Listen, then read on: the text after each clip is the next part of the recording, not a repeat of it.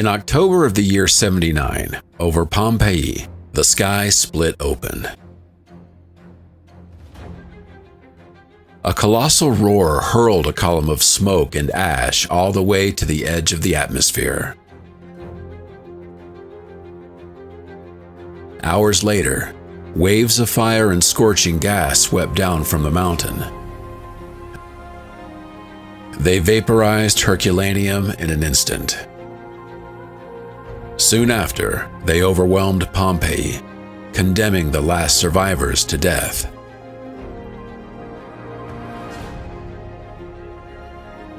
The Roman Empire ruled the known world.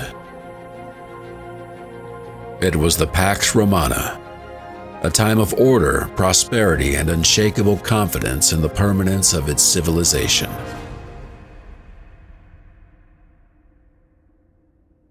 Along the Bay of Naples, the empire's most prosperous corner, two cities embodied that dream. Pompeii, lively and commercial, and Herculaneum, a sanctuary of luxury. Both lived under the shadow of the generous mountain, Vesuvius, whose slopes offered fertile soil and abundant vineyards. No one knew it was a volcano. No one imagined it was a geological time bomb. In less than 24 hours, two of the wealthiest cities in the Roman Empire would vanish from the map. Yet it wasn't an attack. It was a geological sentence. This is the story of their final hours. Chapter 1. A Morning in Paradise.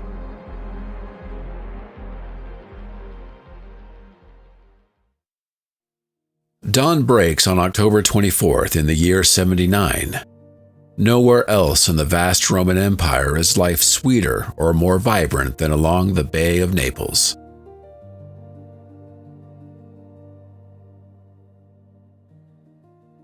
This is the Campagna Felix, the fortunate countryside, playground of the Roman elite and commercial engine of southern Italy.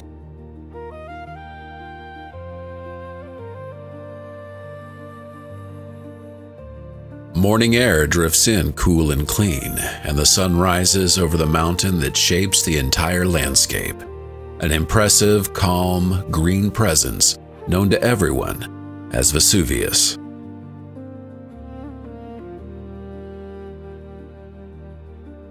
Pompeii is already wide awake. Smoke rises from the city's 35 bakeries, mixing with the scent of the sea and the drains.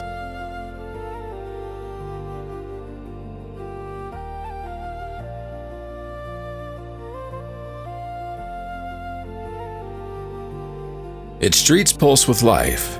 Iron delivery wheels have carved deep grooves into the volcanic stone roads, a testament to relentless trade.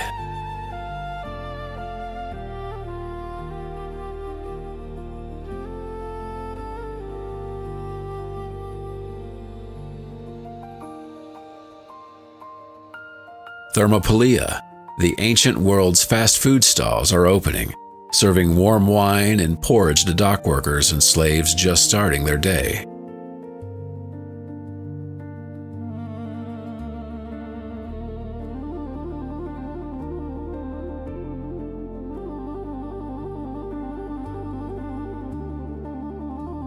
In the Great Forum, the center of civic and religious life, the city hums. Magistrates in their togas argue politics. Merchants strike deals in the basilica.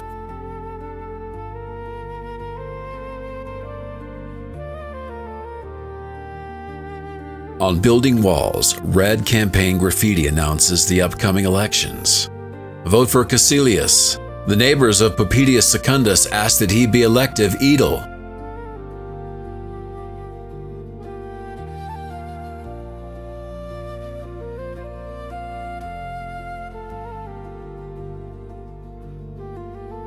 Pompeii is a city of the middle class, of new money, proud, noisy, and bustling.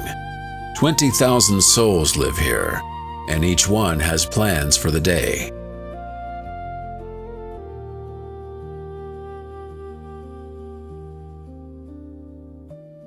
To the west, its sister city, Herculaneum, offers a different scene. If Pompeii works, Herculaneum relaxes. It's smaller, cleaner, and far wealthier.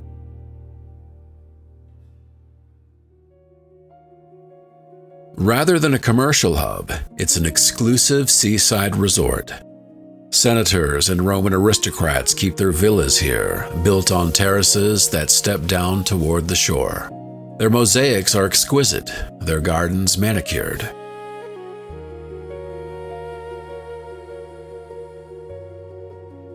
Residents of Herculaneum enjoy a private library, the only one to survive from antiquity, and luxurious suburban baths with direct views of the bay.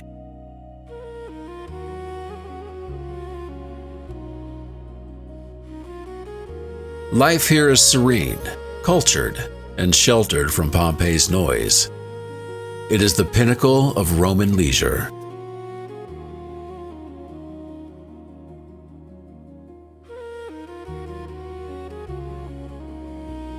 Both cities, different in spirit yet sharing the same horizon, owe their prosperity to Vesuvius.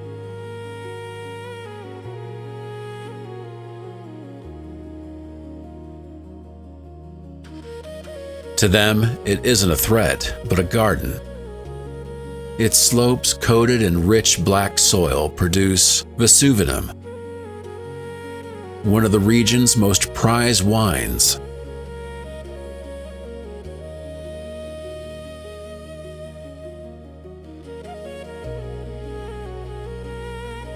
The word volcano existed, drawn from Vulcan, the god of fire whose forge lay underground. But it was a word for distant mountains like Etna in Sicily, which spat fire often.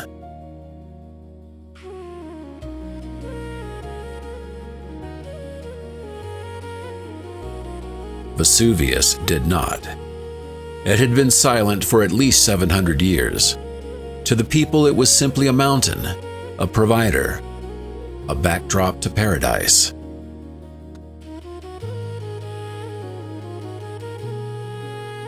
On this October morning, while Pompeii works and Herculaneum rests, no one looks at the mountain with fear.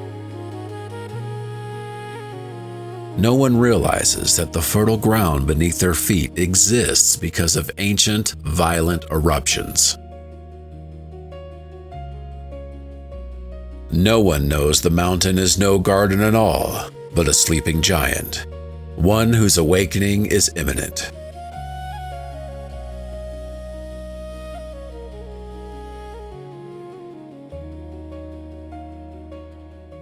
Chapter 2: The Broken Memory.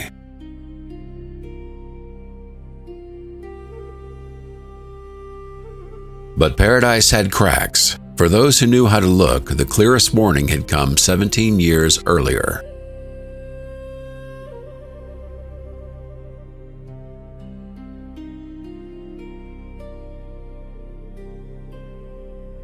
In the year 62 of our era, a devastating earthquake shook the entire region. It wasn't a simple tremor, but a violent blow that nearly destroyed Pompeii completely.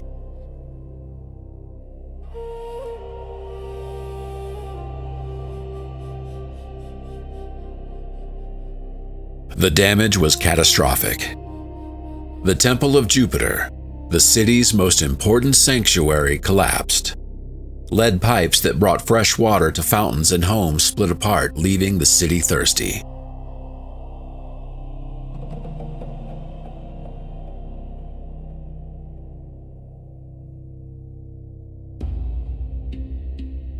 It's said that entire flocks of sheep died, suffocated by strange gases rising from fissures in the ground.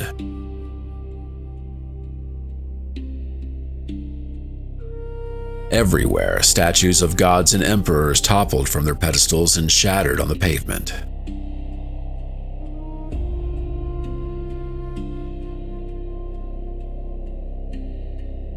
That earthquake left a deep fear in the people.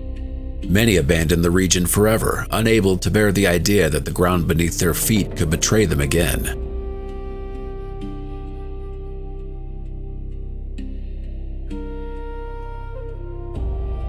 Most Pompeians, however, stayed. With stubborn determination, they began to rebuild.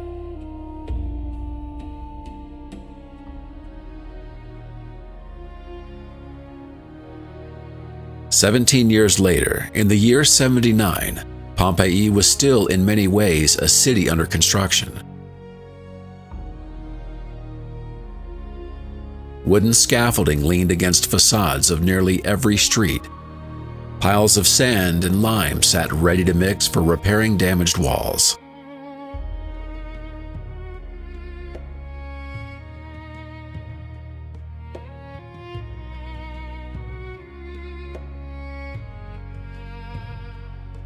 Inside the Temple of Isis, a fresh inscription proudly proclaimed that it had been rebuilt from the foundations by the family of a wealthy man who, once a slave, sought social prestige by financing the project.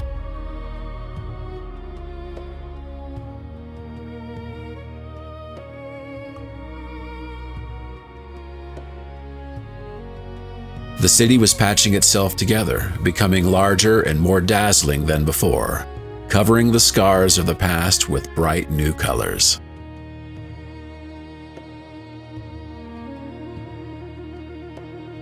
Yet, a tragic problem lingered. The Romans, brilliant engineers who built aqueducts and roads that still stand, lacked the science to understand what happened to them.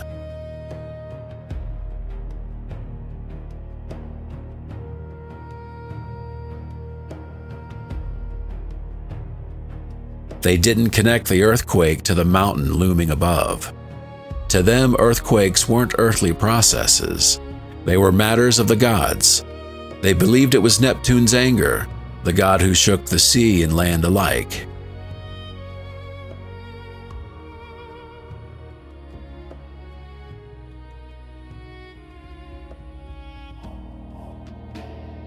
They had no idea that the quake of '62 was Vesuvius's first warning. Molten rock, magma, was rising from deep within the earth, cracking through stone, searching for a way out. The giant was waking.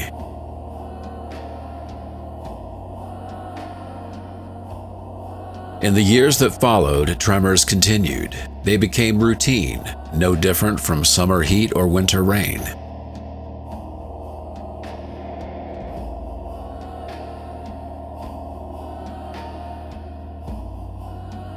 People learned to live with them, to ignore the rattling dishes or the new cracks forming in their walls. They normalized fear, turning it into background noise.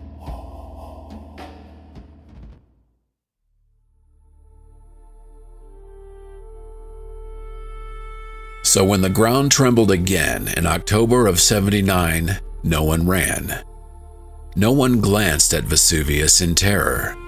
They simply added it to the long list of daily annoyances, unaware that this time, the earth wasn't just going to shake, it was going to open.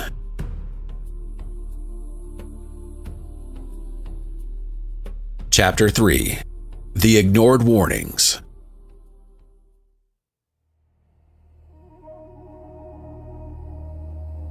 In the days leading up to the disaster, nature began shouting its warnings, but only those who knew how to listen could hear them.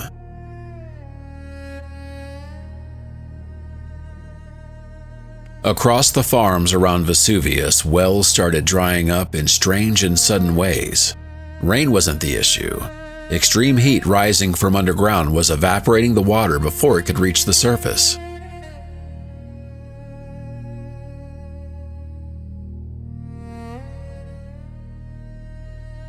The water that remained tasted odd, metallic, and bitter.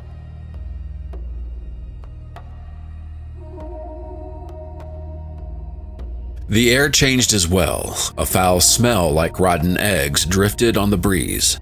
It was sulfur, volcanic gas leaking through invisible cracks along the mountain slope.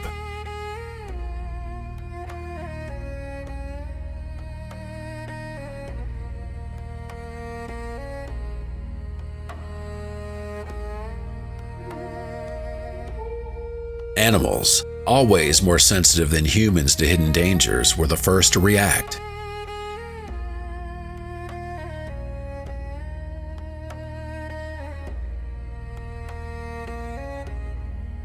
goats and sheep grazing along the hillside refused to eat and tried to flee downhill, slamming themselves against their pens.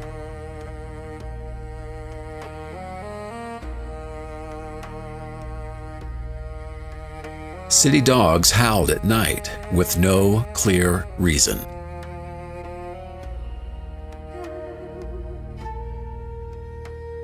Even the birds vanished from the skies above Pompeii, as if they knew the air had become unsafe.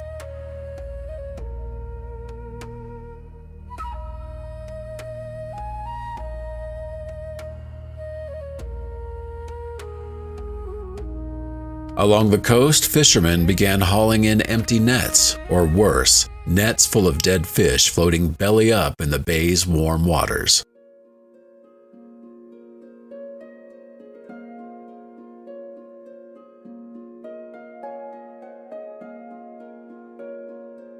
Most people ignored these signs, or dismissed them as bad omens that could be fixed with the right sacrifice at the right temple.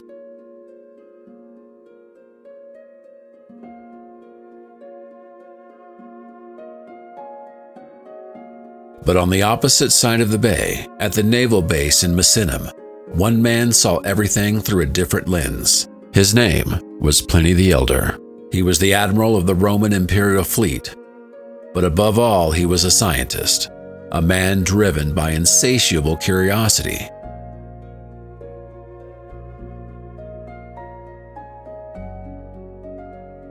He had written a massive encyclopedia, Natural History, an attempt to explain all the mysteries of the world.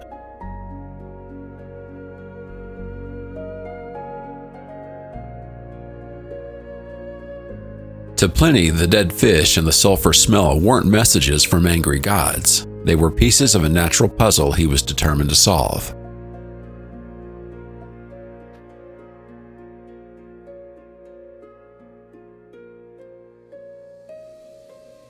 That morning, Pliny was in his study, working as usual. His 17-year-old nephew, also named Pliny, lived with him.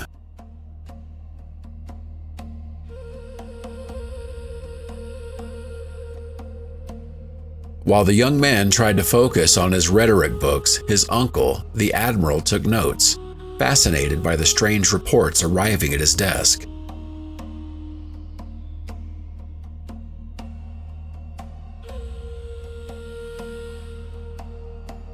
When someone brought him a bird that had fallen dead onto one of his ships, Pliny the Elder felt no fear, only deep curiosity.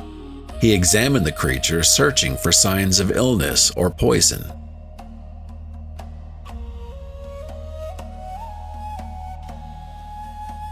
He couldn't have known that the cause of death wasn't the bird at all, but the air itself, already filling with invisible toxic gases.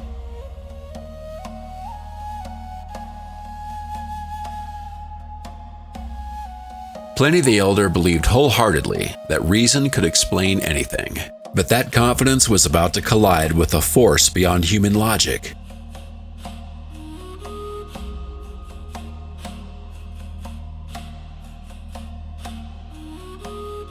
While he studied the dead bird, beneath Pompeii's soil, the pressure of rising magma reached its breaking point. The time for warnings had ended.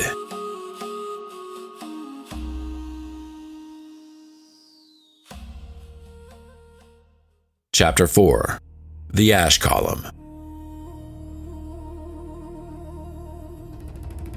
It was around 1 in the afternoon when the world changed forever.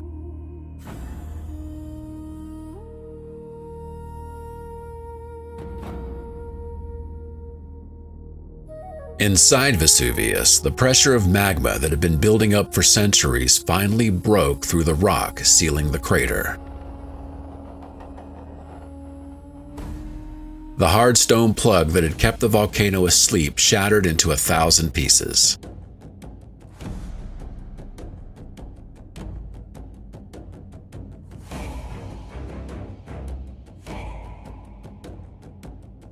The sound was unlike anything anyone had ever heard, an explosion powerful enough to rupture the eardrums of anyone nearby.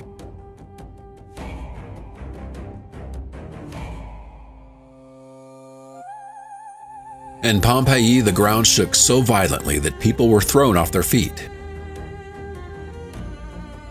Carts toppled over and roof tiles rained onto the streets like baked clay hail.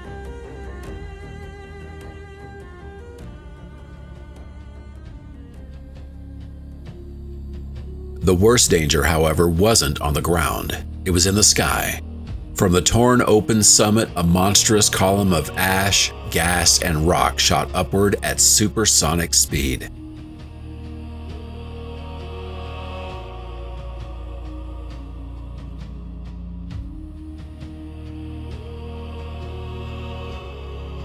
It climbed higher and higher, punching through the clouds, rising nearly to the edge of space.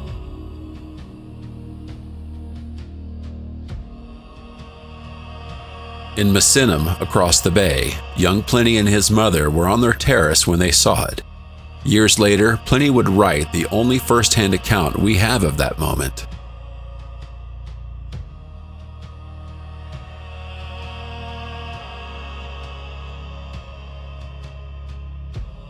He said it looked like a Mediterranean pine, a tall, narrow trunk of gray smoke rising straight into the sky and spreading out at the top into flat branches.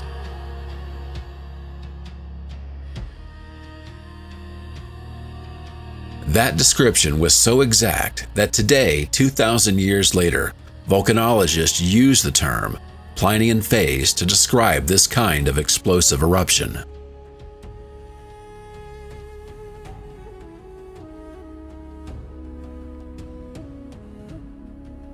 Terror swept through Pompeii instantly. People rushed out of their homes, staring upward, unable to comprehend what they were seeing.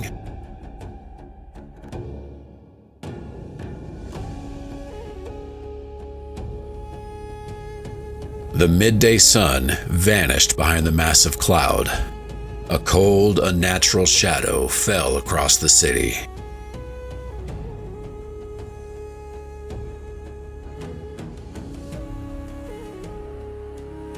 Market vendors fled their stalls, leaving coins and goods scattered on the counters.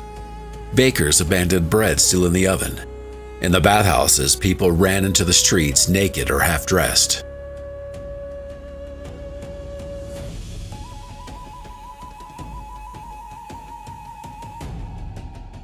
No one knew whether it was a strange storm or the end of the world. Some ran to the temples to pray. Others sprinted home to find their families or to grab their most precious belongings, a pouch of coins, a gold necklace, a small statue of a protective god.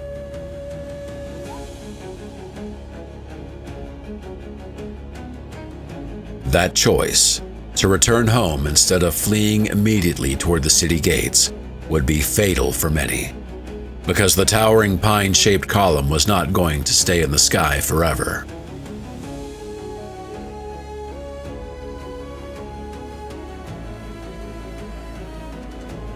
What rises must fall, and Vesuvius was about to send back everything it had hurled into the heavens.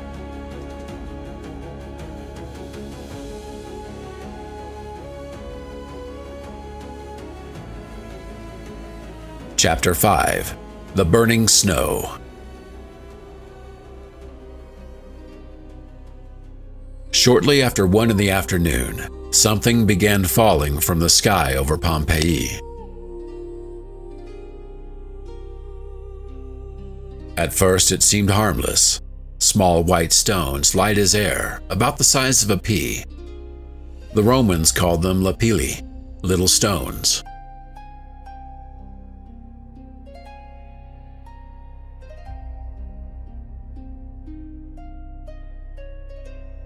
We know them as pumice, volcanic rock full of gas bubbles, so light it can float on water.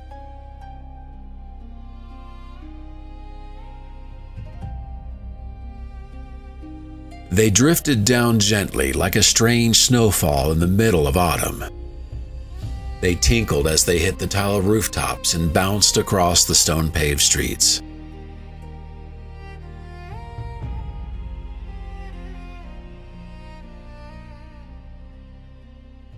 People watched with curiosity. Some even scooped them up, surprised that they were warm to the touch but didn't burn.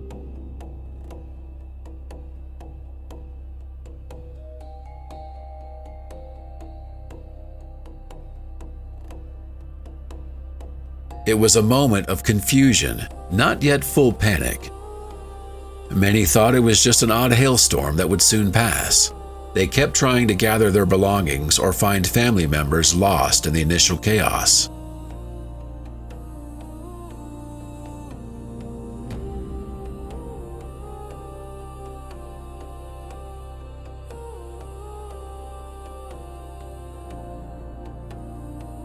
But the snowfall didn't stop. The white stones began to fall harder and in greater numbers. Within an hour, the streets were covered in a thick layer of them. Walking became difficult, like trudging across a beach of loose, hot gravel.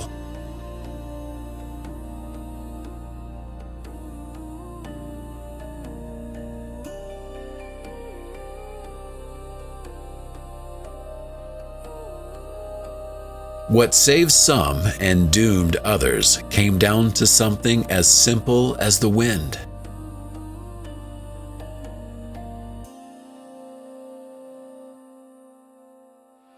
That day, the wind blew southeast, pushing the massive cloud of ash and stone directly over Pompeii.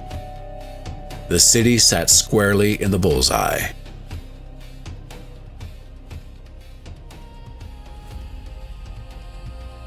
To the west, however, Herculaneum lived a completely different reality. Thanks to the wind's direction, the sky over Herculaneum remained relatively clear.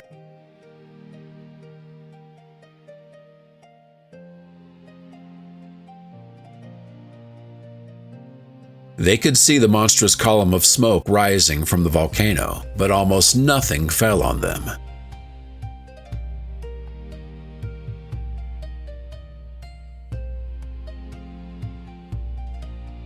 This created a false and dangerous sense of safety in Herculaneum. Watching the devastation unfolding over their neighbors, many convinced themselves they were protected, whether by the gods or mere luck.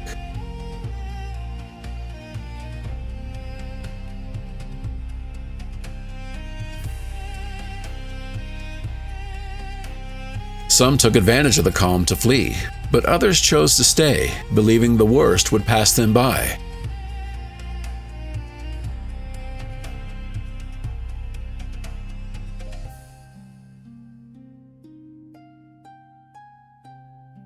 They didn't know the wind would change, and that the volcano had a far crueler and far quicker fate reserved for them than for Pompeii.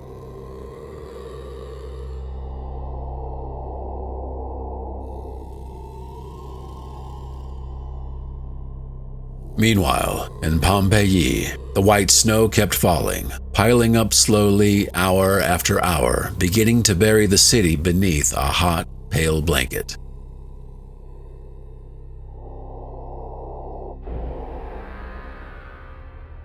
Chapter 6. Night at Noon.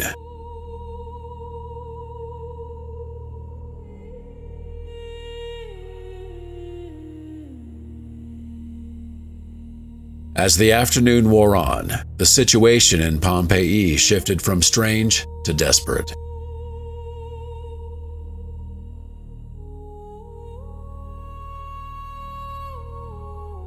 The rain of white stones changed. Now gray stones were falling, denser, heavier, and hot.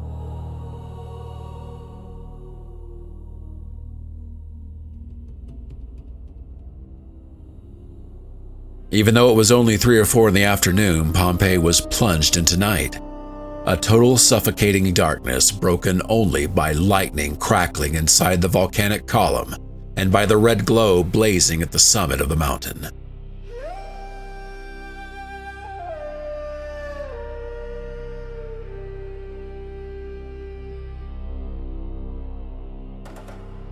People lit torches and oil lamps, but the light barely pierced a few steps ahead of the thick rain of ash.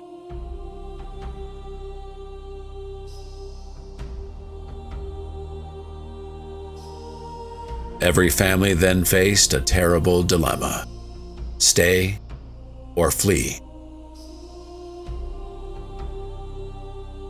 Fleeing meant stepping out into absolute darkness, walking on streets buried under hot stones with pillows tied to their heads to shield themselves from the falling rocks.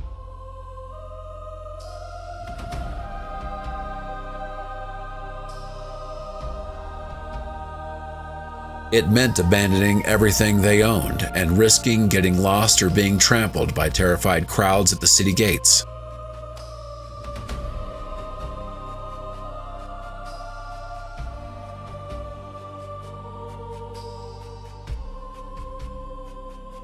Staying seemed safer.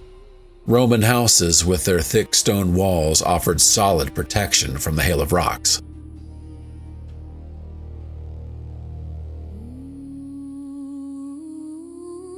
Many families chose to barricade themselves inside, waiting for the storm to pass, trusting their homes to withstand it. But it was a fatal mistake.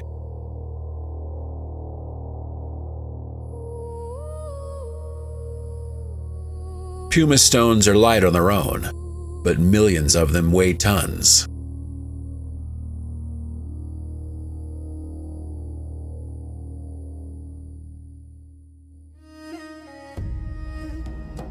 As they piled up on flat or slightly slanted roofs, the weight grew unbearable.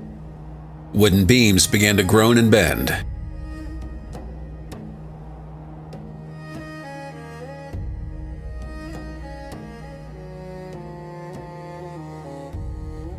By late afternoon, Pompeii's roofs began to collapse. With a terrifying crash, tiles and beams gave way, burying the families who had taken shelter beneath them.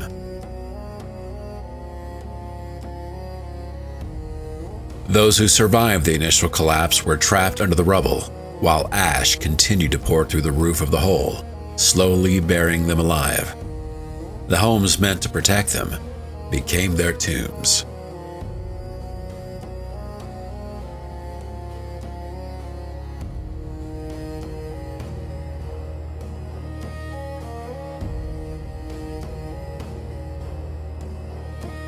Outside, people could hear the roof failures and the muffled screams, feeding the rising panic. There was no safe place left in Pompeii.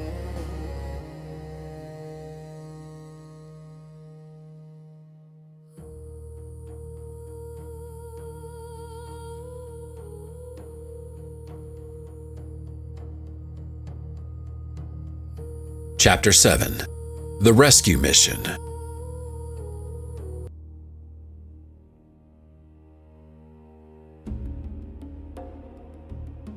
While Pompeii was beginning to sink beneath the falling stones, across the bay in Misenum, Pliny the Elder's scientific curiosity was turning into urgency.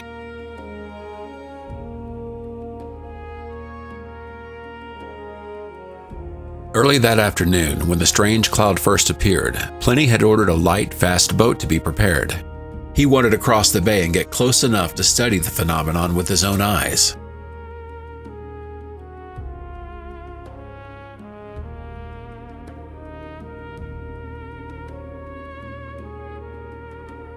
But just as he was leaving his house with his writing tablets under his arm, a messenger arrived running, out of breath. He carried an urgent note.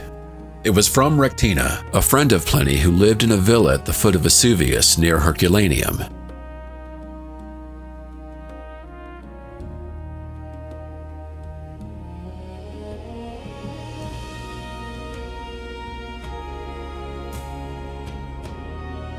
The note was a desperate plea for help.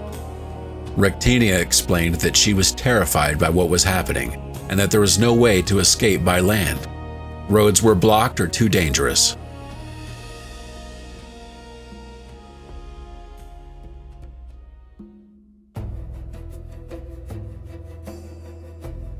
Her only hope was the sea.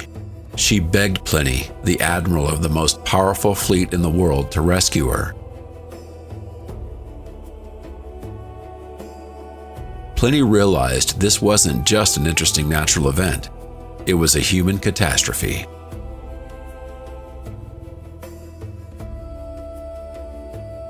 He changed his plans instantly. Instead of taking a small, fast boat just for himself, he ordered the quadrimes, the great warships of the Roman fleet, to be launched. These were massive vessels powered by 4 rows of oars, built for battle, but now destined to face an enemy far greater than any human army.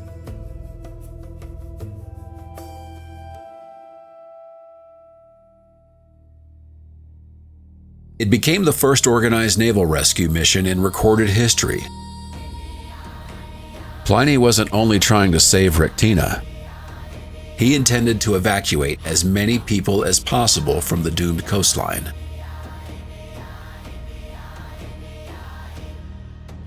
When the ship's pilots warned him of the danger, the ash was already beginning to fall over the sea. The waters were rough, and sailing into the darkness of the cloud looked like suicide. Pliny did not hesitate. According to his nephew, the admiral then spoke a phrase that has echoed through the centuries. Audentes fortuna javat. Fortune favors the bold.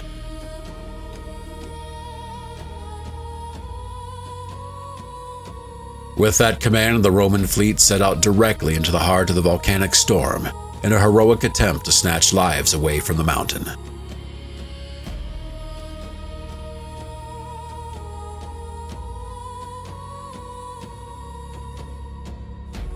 Chapter 8. Agony in Stabii.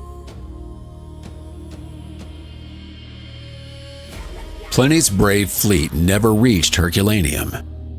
As they drew closer to the coast, the situation became impossible. Huge chunks of pumice and charred black rock were falling onto the decks.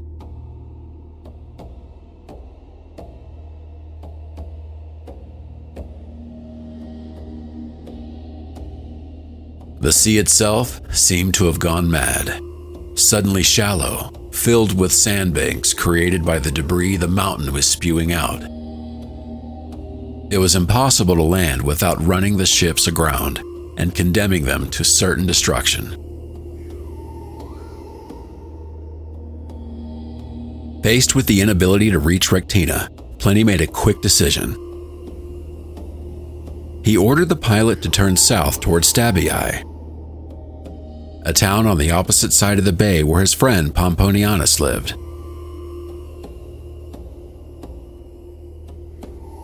He believed they would be safer there and could wait for the worst to pass, or attempt a rescue from that side if the wind shifted.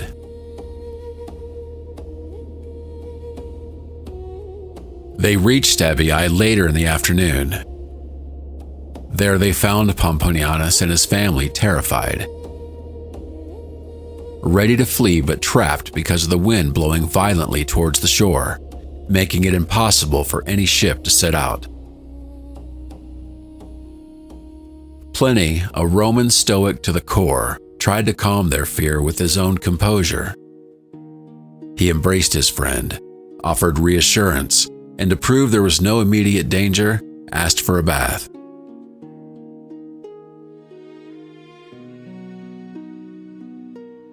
Afterward, he sat down to dinner, chatting calmly while Vesuvius lit up the night with massive bursts of flame that he explained in scientific tones as fire from abandoned farms, so as not to frighten his hosts even more.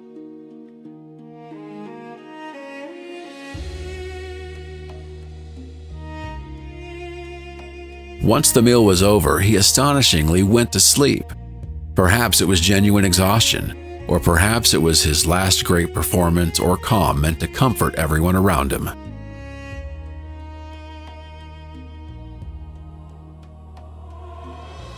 But the situation was worsening by the minute.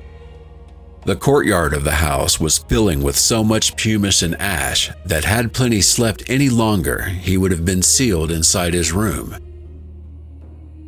His friends woke him with urgent shouts. They left the house with pillows tied to their heads for protection.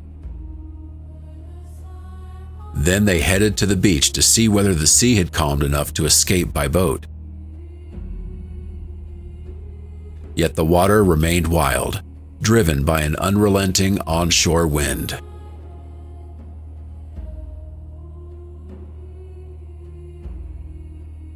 There, on the shoreline, under an almost total darkness broken only by the glow of the volcano's flames, Pliny the Elder suddenly fell ill. He was a large man with chronic breathing problems, and the air was now thick with sulfur, fumes, and toxic gases rolling down from the mountain.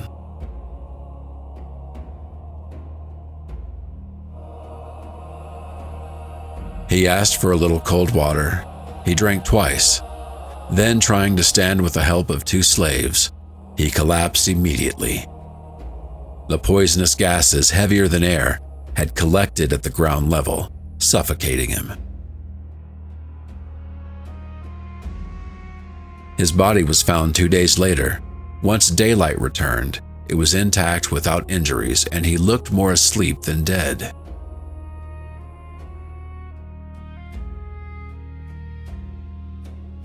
The great naturalist had died while studying the most magnificent and terrifying natural phenomenon he had ever encountered.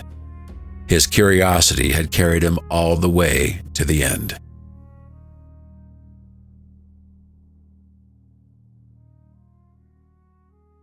Chapter 9.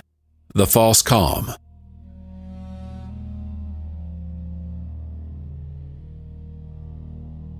Around 1 in the morning on October 25th, something strange happened in Pompeii. The relentless rain of stones which had been falling for 12 hours began to ease until it nearly stopped.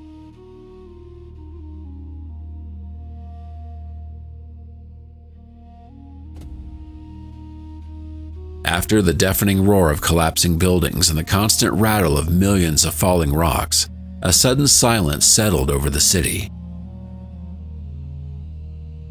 It was thick, unnatural stillness, broken only by the moans of the injured and the crackle of distant fires.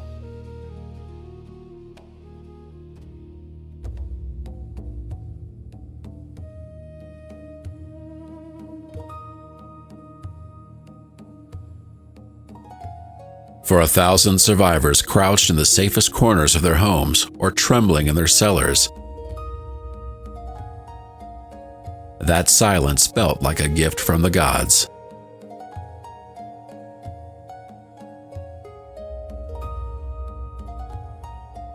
Many believed the nightmare was over. They thought the volcano had exhausted itself and the worst had passed.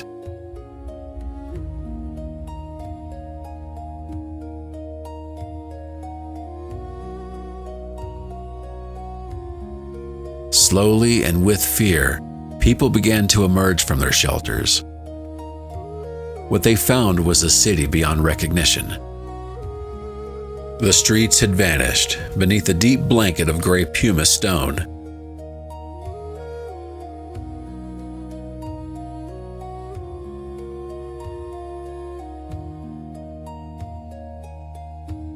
They had to climb out through upper floor windows because the doors on the ground level were blocked by the mountain of debris.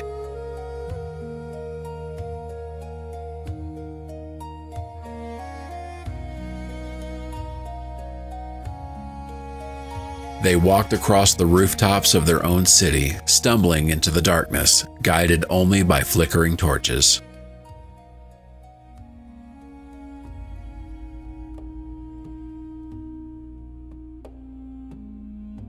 Some decided it was the moment to flee, to try reaching the city gates before the storm resumed.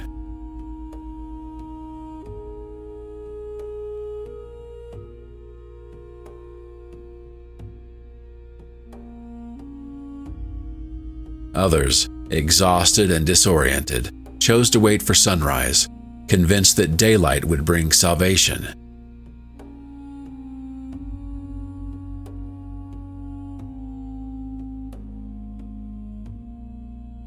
Yet that silence was no ending. It was a deadly pause. What was happening was far more terrifying than the earlier rain of stone.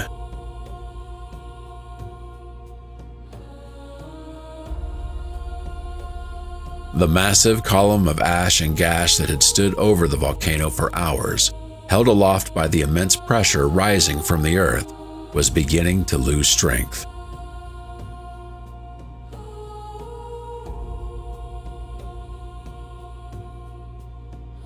The column could no longer support its own colossal weight in the air. Millions of tons of burning rock and toxic gas were about to collapse inward and crash down toward the ground.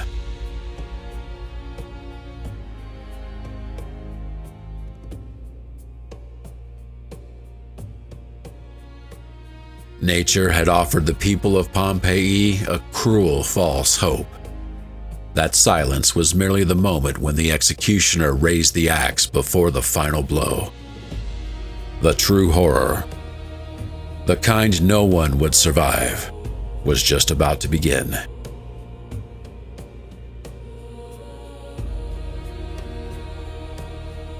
Chapter 10: The Sentence of Herculaneum.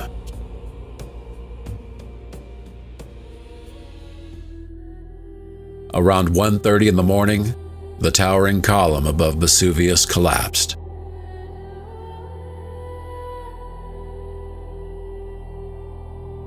It wasn't a slow descent, it was a catastrophic failure. Millions of tons of superheated gas, ash, and rock formed a burning avalanche that rushed down the volcano at terrifying speed.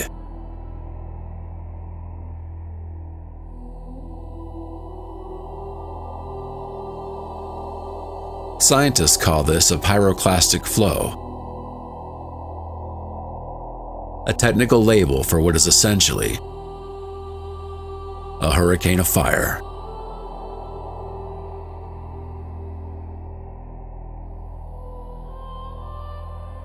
Herculaneum, the city that had been spared until that moment thanks to the wind, lay directly in its path.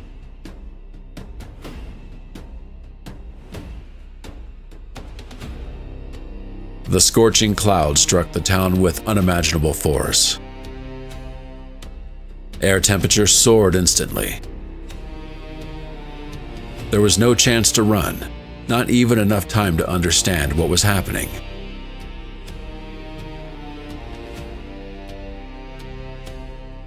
The entire city was swallowed in a single moment. Wood in the houses didn't burn, it carbonized immediately, turning to charcoal from the overwhelming heat.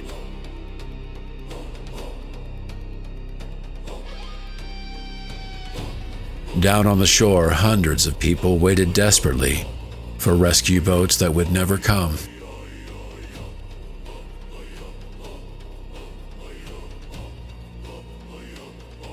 They sought shelter beneath the large stone arches where fishing skiffs were stored, convinced the thick stone walls would protect them.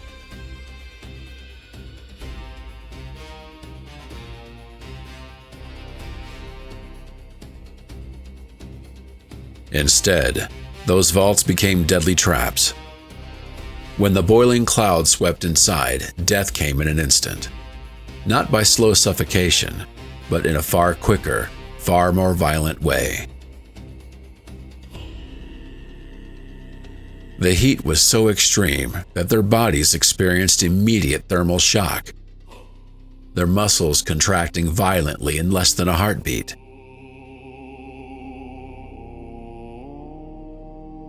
In the blink of an eye, Herculaneum, the jewel of the coast, was wiped off the face of the earth.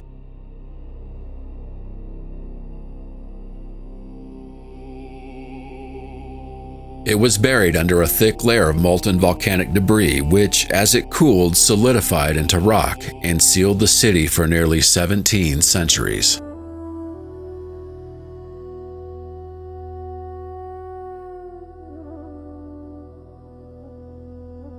Chapter 11: The Fall of Pompeii. Pompeii had survived the night, but dawn would bring its final end.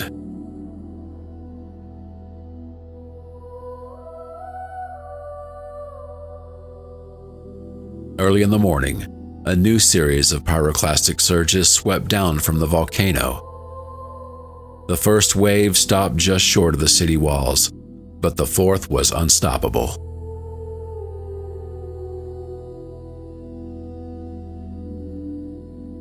That burning cloud overtook the defenses and surged through the streets of Pompeii, killing every living being in seconds.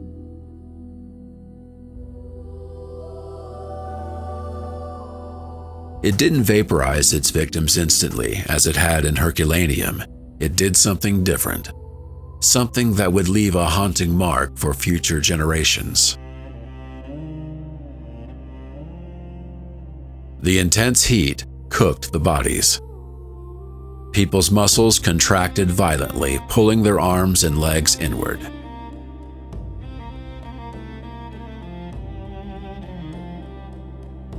That is why so many victims appear to be in a defensive position, like boxers shielding their faces.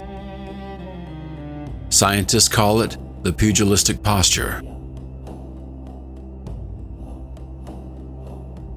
It wasn't a prolonged struggle. A single breath of that ash-filled scalding air laden with toxic gases would have burned their lungs from the inside, causing almost immediate asphyxiation.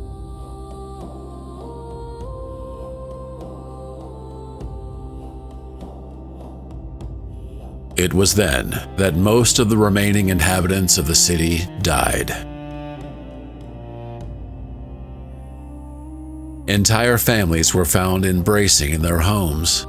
Groups of people caught while trying to flee through the streets, buried in pumice. Even a chained dog that couldn't escape. All were frozen in time at that precise instant of death.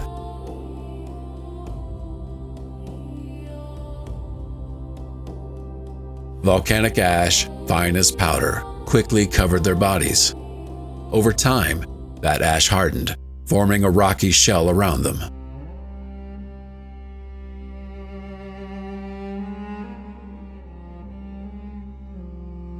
As centuries passed, their bodies decayed, but they left behind perfect molds in the hardened ash, impressions of clothing, hands, and the final gesture they made before dying.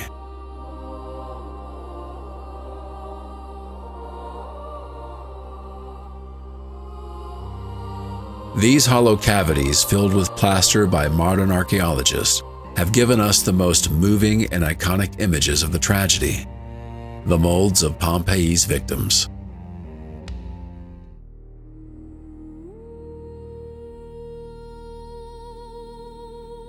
Chapter 12: The End of the World. Across the bay in Mycenium, the horror arrived as well, though in a different form.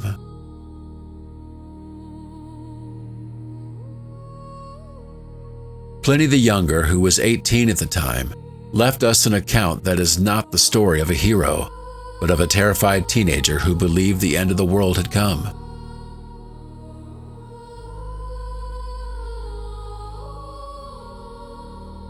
At dawn, a black, menacing cloud, charged with lightning, began chasing them across the land.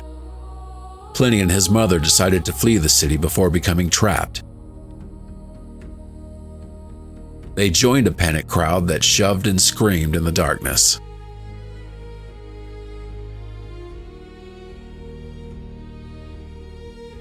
"A thick darkness covered us," Pliny wrote years later. "Not like a night without moon or stars, but like the darkness of a room whose lamp has been extinguished."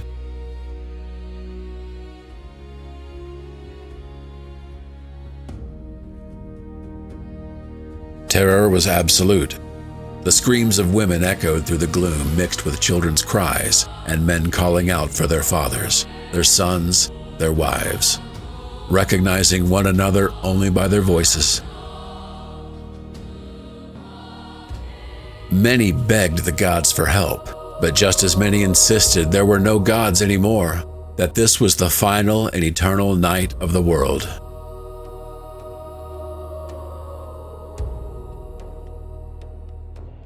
Even the sea seemed to flee the shore. A volcanic tsunami made the water retreat, leaving marine animals stranded on dry sand.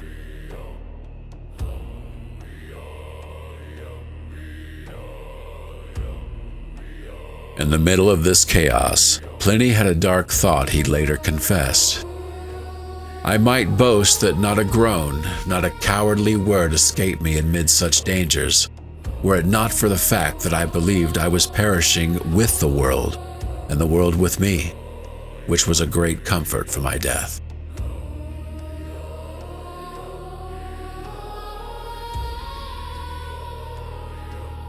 It was the resignation of someone convinced that everything was ending for everyone. Fortunately for him, the cloud stopped before reaching Misenum. Yet the world he had known was already gone.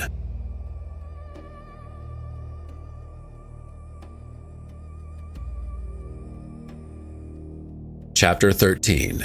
The Gray Dawn.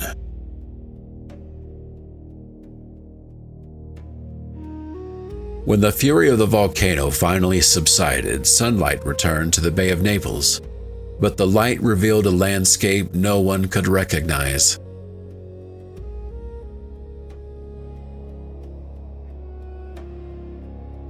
Where green vineyards, lush forests, and thriving cities had once stood, there was now only a gray desert.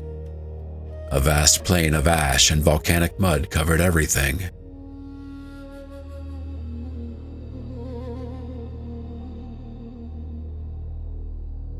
Vesuvius itself had changed shape. Its summit was gone, blown apart by the explosion, and in its place lay a huge open crater, like a smoking wound in the earth.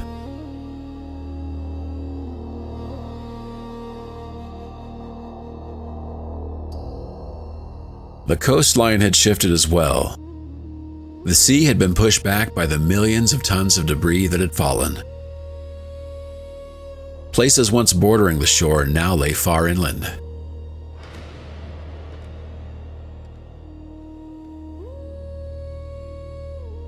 Pompeii no longer existed. It was buried beneath ash and pumice. Only the upper parts of a few large buildings poked timidly through the gray surface, like gravestones in a gigantic cemetery.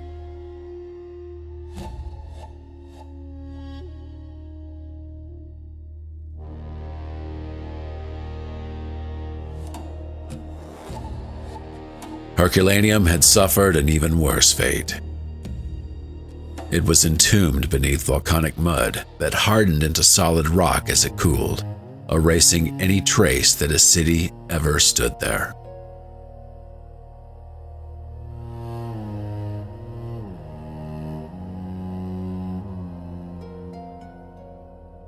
In Rome, Emperor Titus reacted swiftly. He organized a relief commission for the survivors and sent money and resources to try and rebuild the region.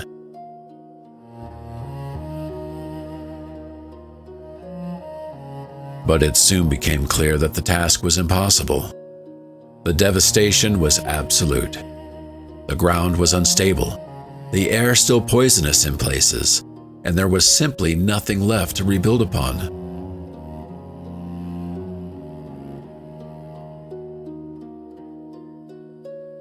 The survivors, those who had managed to escape in time, returned briefly.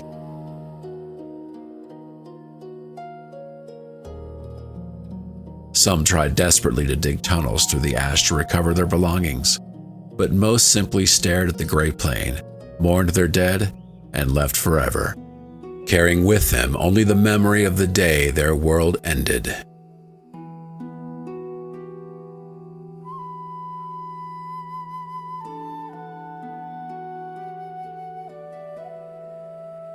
Chapter 14.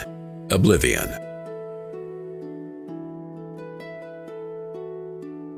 As the years passed, something remarkable happened. People forgot. Nature, slow but relentless, reclaimed what was hers.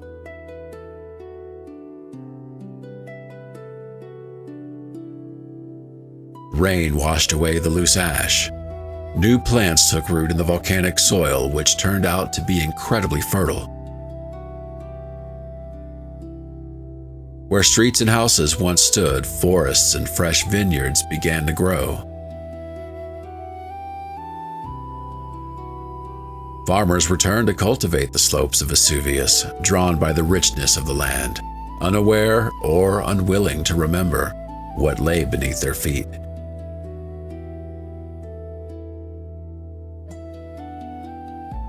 The cities of Pompeii and Herculaneum became painful memories at first, then legends told by grandparents, and finally, myths.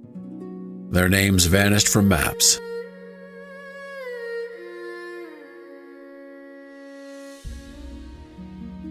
During the Middle Ages, people referred to the area where Pompeii had been simply as La Civita, the city, a vague name that hinted something ancient had once stood there, though no one knew exactly what it had been.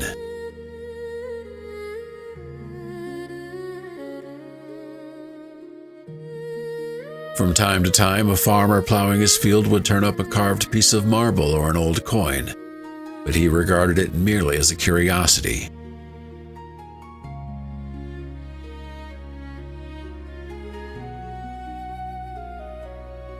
Vesuvius, the great giant, fell asleep once more. For centuries it remained calm, cloaked in vegetation, hiding its true nature beneath a green mantle. Human memory is fragile, and the need to live and work the land is stronger than the fear of the past.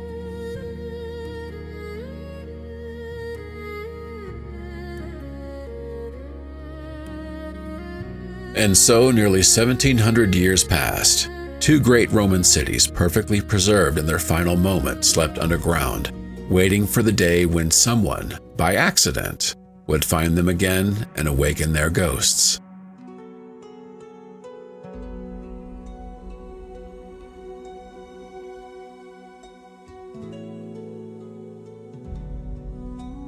Chapter 15. The Memories of Plaster.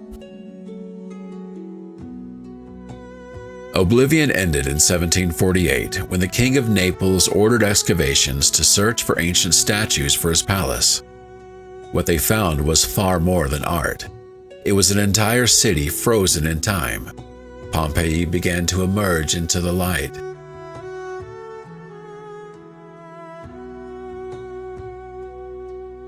But the most astonishing discovery would come more than a century later, in 1863, thanks to a brilliant Italian archaeologist named Giuseppe Fiorelli.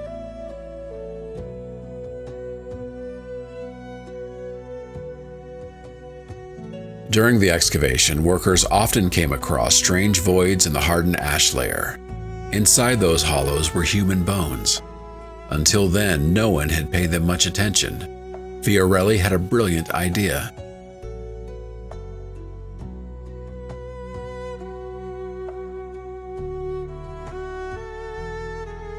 He realized those empty spaces were the molds left by victims' bodies as they decomposed. The hot ash had hardened around them at the moment of death, capturing their exact shape.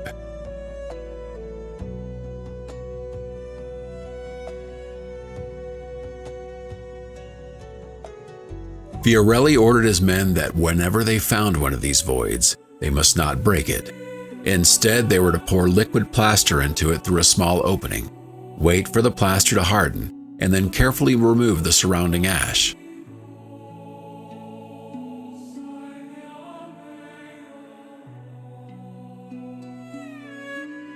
The result was chilling. What emerged from the earth were not cold skeletons, but people. The plaster had captured the exact moment of their agony with terrifying detail.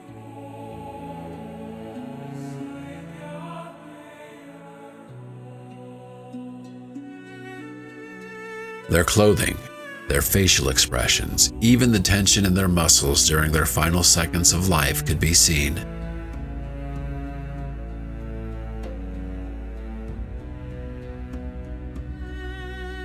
Suddenly, the tragedy stopped being ancient history and became painfully human.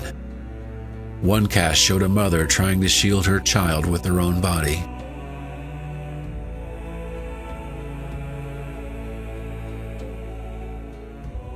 Another revealed two people locked in their final embrace, known today as the lovers.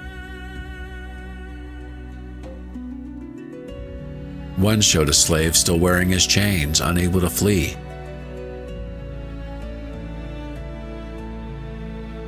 There was even a guard dog twisted onto its back, struggling to break free from its leash as the ash buried it.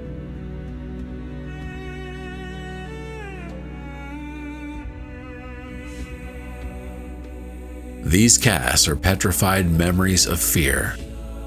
They force us to look directly at those who lived through that day, reminding us that they were not legend or marble. They were people like us, trapped by a horror beyond understanding.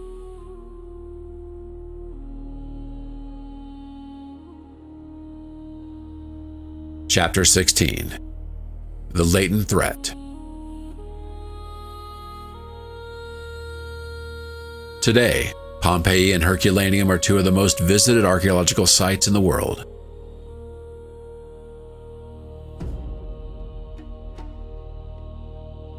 Millions of people walk their stone streets each year, marveling at the paintings, mosaics, and plaster echoes of their former inhabitants.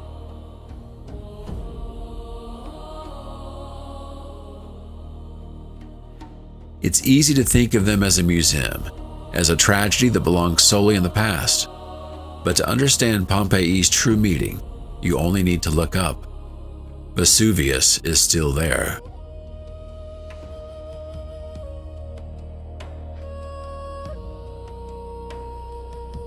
It remains an active volcano, one of the most dangerous and closely monitored on the planet. The mountain we see today is not the same one the Romans knew. The eruption of 79 tore off its summit, yet its fiery heart still beats beneath the earth.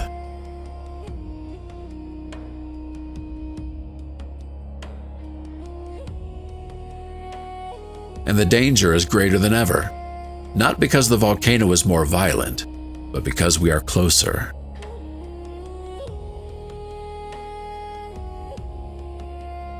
In ancient times, around 30,000 people lived in the danger zone. Today, that same area is home to 3 million. Naples, a vibrant, chaotic metropolis, has grown until it nearly touches the volcano's slopes.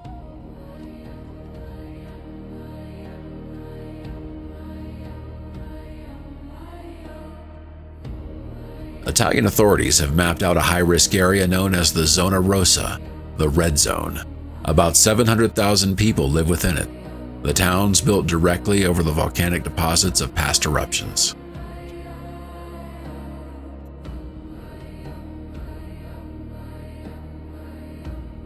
They live on the exact path down which burning clouds would descend if the volcano awoke again.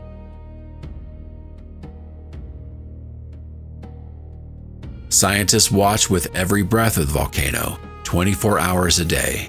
Sensors measure every tiny tremor, every change in temperature, every gas escaping from the mountain.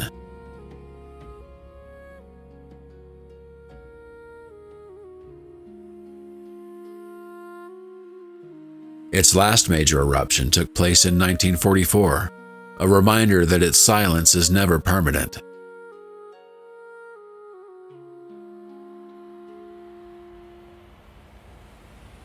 Evacuation plans exist, but the reality is frightening. Moving nearly 1 million people in a matter of days or even hours is an almost impossible task.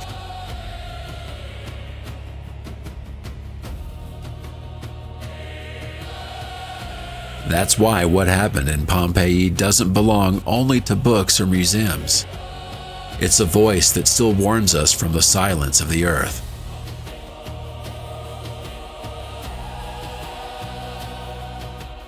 It is a brutal snapshot of what nature can do in less than 24 hours. It reminds us that our civilization, like that of the Romans, is fragile, and the ground we walk on is not as solid as we believe.